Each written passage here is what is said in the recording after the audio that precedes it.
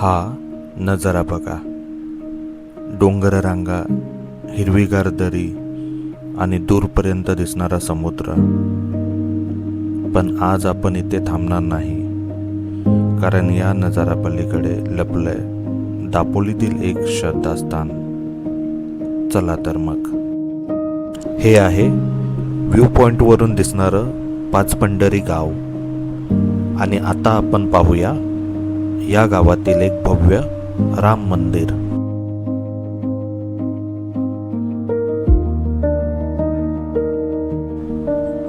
पहा, हे इथलं मुख्य प्रवेशद्वार. आत गेल्यावर एक वेगळीच शांतता जाणवते.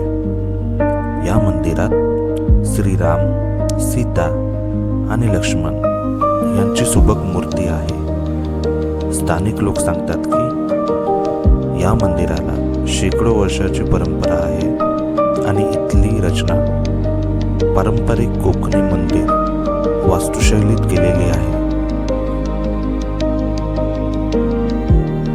आणि इथून एक खास गोष्ट दिसते. मंदिरातून लांबवर पसरलेला समुद्र. हा परिसर, ही शांतता आणि दुरून दिसणारं हे निळशार पाणी, हेच तर खरं कोकणचं सौंदर्य आहे. इथे आल्यावर शहरातली धावपळ विसरून जायला होते.